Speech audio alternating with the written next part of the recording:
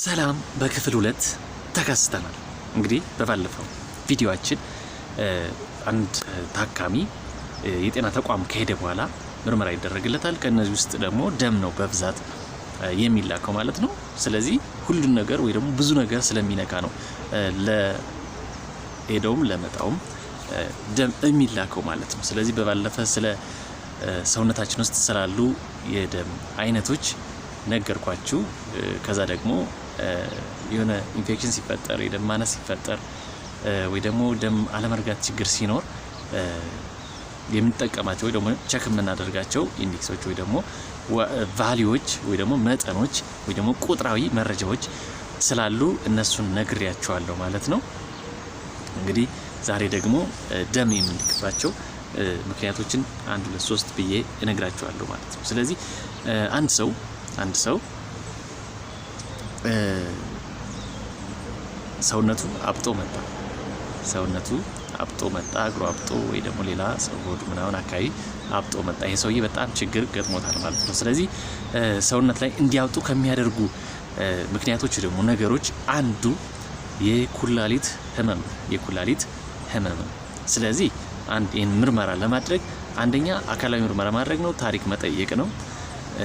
ከዛ በዋናነት ደግሞ የደም ምርመራዎች በማድረግ ነው ማለት ነው። ስለዚህ ደም ምርመራዎችን በማድረግ የኩላሊትን ጤነኝነት መለየት ማወቅ ይቻላል ማለት ነው። ስለዚህ እነማን ናቸው ከደም ላይ ወይ ደግሞ በደም አማካኝነት ኩላሊትን እንዴት ማወቅ ይቻላል ለሚለው ያው ኩላሊት ሲጎዳ ወይ ደግሞ ችግር ሲገጥምበት ወደ ደም ወይ ደግሞ ደም ላይ የሚታዩ እንትኖች አሉ ችግሮች አሉ ማለት ነው። ወይ ደግሞ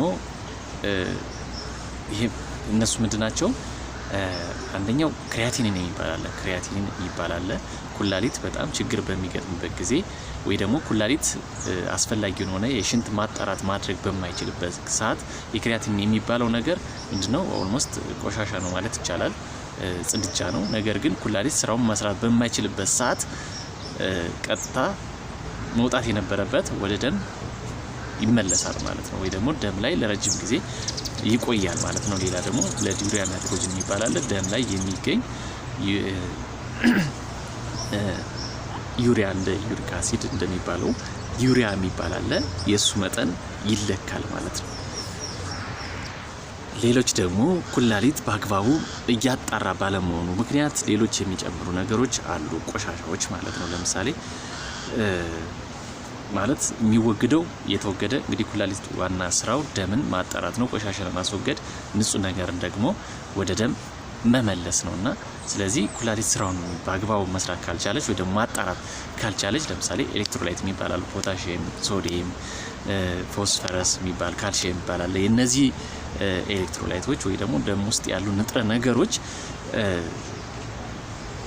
ያው ከኖርማል ዋጋቸው ደም ላይ ይጨምራል ማለት ነው።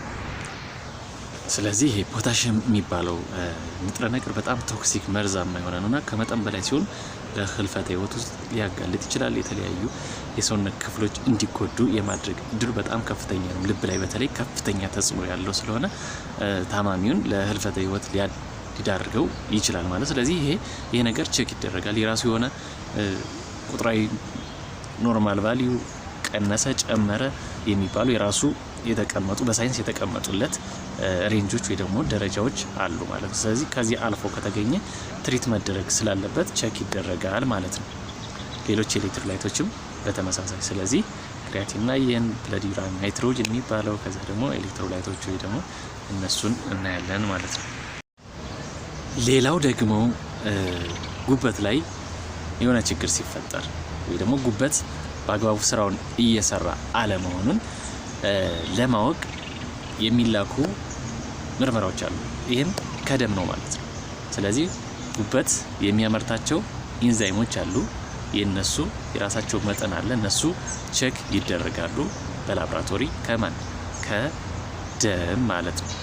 ስለዚህ የሚባላሉ ሊቨር ፋንክሽን ቴስት የሚባሉ አሉ። ሌሎችም የተለያዩ ፕሮቲኖችን ያመርታሉ።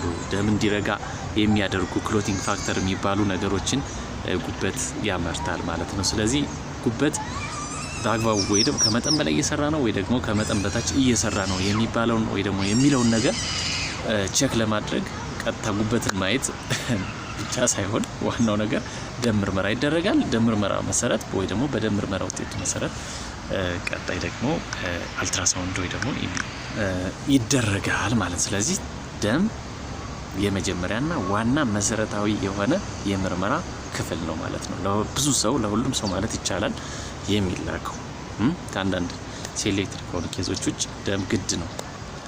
ምክንያቱም ያሉት ችግሮች ውስጣዊ ችግሮች በደንብ ቅድሚያ ሊያሳየን የሚችል እሱ ነው ማለት ነው። ወደ ሌላ ምርመራ እንድንድን ሊመራን ስለሚችል ነው ማለት ነው። ወደ ሌላ ምርመራዎች ወደ ድላሉ ለምሳሌ ኢሜጂንግ ለምሳሌ ኤክስሬይ ሊሆን ይችላል፣ አልትራሳውንድ ሊሆን ይችላል፣ ሲቲ ስካን ሊሆን ይችላል፣ ኤምአርአይ ሊሆን ይችላል። ወደዚህ ጋይድ ሊያደርጉን የሚችሉ ምርመራዎች ናቸው፣ መሰረታዊ ነገሮች ናቸው። ሕክምናውንም ጋይድ የሚያደርጉ ናቸው። በምን አይነት መንገድ ይታከም የሚለውንም ጋይድ የሚያደርጉ የሚወስኑ ናቸው ማለት ነው። ስለዚህ ኩላሊት ላይ ችግር ሲኖር፣ ጉበት ላይ ችግር ሲኖር ነገርኳችሁ። ቀጣይ ደግሞ ልብ ላይ አንዳንዴ አንድ ሰው የልብ ታማሚ በተለይ አኪዩት ኮሮናሪ ሲንድሮም ይባላል። በድንገት የሰው ልብ የሚጎዱ ወይ ደግሞ ከፍተኛ የሆነ ህመም ያላቸው ነገሮች የሚከሰትበት ሁኔታዎች አሉና ያኔ ለልብ የሚደረግ የደም ምርመራ አለ፣ ትሮፖኒን የሚባል ማለት ነው። ስለዚህ እሱ ቼክ ይደረጋል ማለት ነው፣ ከልብ ጋር የተያያዘ። ይሄ ምን ይባላል? ያው ድንገተኛ የልብ ህመም ይባላል። ይሄ ምንድነው? ምናልባት የደም ቧንቧዎች ማለት የደም ቧንቧዎች በሆነ ምክንያት በመጥበባቸው ምክንያት ወይ ደግሞ በመጥበባቸው የተነሳ ለልብ በቂ የሆነ ደም ባለማድረሳቸው እና ኦክሲጅን ሊደርስ ባለመቻሉ ከፍተኛ የሆነ የልብ ጉዳት የልብ ህመም በማምጣት ከፍተኛ የሆነ ለሞት የሚዳርግ ህመም ነውና እንደዛ በሚሆንበት ሰዓት ትሮፖኒን ይባላል የሚላካል ማለት ነው። አንድ ነገርኳችሁ፣ ሌሎችም አሉ። ትሮፖኒን የሚባል ምርመራ አለ፣ ለልብ ምርመራ በደም ማለት ነው። ከዛም አንጀት ላይ ችግር ሲኖር፣ ሌላ ደግሞ ፓንክሪያስ የሚባል ወይ ደግሞ ቆሽት የሚባለው የአካል ክፍል ላይ የሚመረቱ እንትኖች አሉ፣ ኢንዛይሞች ማለት ነው። ወይ ደግሞ እንደዚህ አይነት ችግር በሚኖርበት ሰዓት ደም ላይ የሚታዩ ምርመራዎች አሉ ማለት ነው። ሌላው ጣፊያ ላይ ሊሆን ይችላል፣ የአንጎል ላይ ችግር ሲኖር ሊሆን ይችላል። ስለዚህ እንደዚህ አይነት ችግር በሚኖርበት ሰዓት ደም ላይ የሚታዩ ነገሮች አሉ። ስለዚህ ደም ለብዙ ሰው አንዳንድ ሰው ለምን ደም ይላክልኛል ወይ ደግሞ ለምን ደም ትቀዱኛላችሁ አይነት ነገር አንዳንዴ በትንሽ ሰዎች ይታያልና ጠቀሜታው በጣም የጎላ ስለሆነ ነው። ስለዚህ ለብዙ ሰው ደም ይላካል። በደም ውጤቱ መሰረት ደግሞ ሌሎች ምርመራዎች የሚያስፈልጉት ከሆነ ደግሞ ሌሎች ምርመራዎች ይደረጋሉ ማለት ነው። ስለዚህ ቀላል የሚመስል ግን በጣም ጠቃሚ የሆነ ምርመራ ነው ማለት ነው ደም እንጂ ለሌላ ለምንም ነገር አይደለም። የሰው ፐርሰፕሽን ወይ ደግሞ የሰው ግምት ዝቅ ያለ ስለሆነ ነው ማለት ነው። ስለዚህ አንደኛ ምርመራውን ወይ ደግሞ የህመሙን አይነት ለማወቅ፣ ሁለተኛ ደግሞ ህክምናውንም ጋይድ ለማድረግ የደም ምርመራ በጣም ወሳኝና አስፈላጊ ነው ማለት ነው። ኢቭን የተለያዩ መድኃኒቶች እንደየ ሁኔታው ሊቀያየሩ ስለሚችሉ በሱ መሰረት ነው በደም ውጤት ነው ብዙ ጊዜ ጋይድ የሚደረጉት ማለት ነው። ምክንያቱም ደም የሰውነታችን ሁሉ ነገራችን ነው። በብዛት እንግዲህ ወደ 60% የሚሆነው የሰውነታችን ክፍል ደም ነው ማለት ነው። እንደ የእድሜያችን ቢለያይም ለህፃናት ለአዋቂዎች ቢለያይም እሱን ከበር የሚያደርገው ስለሆነ ጠቀሜታውን በዛ ላይ የጎላ ነው ማለት ነው። ስለዚህ ይመቻችሁ። በቀጣይ ደግሞ በሌላ ቪዲዮ እመጣለሁ ማለት ነው። ይመቻችሁ።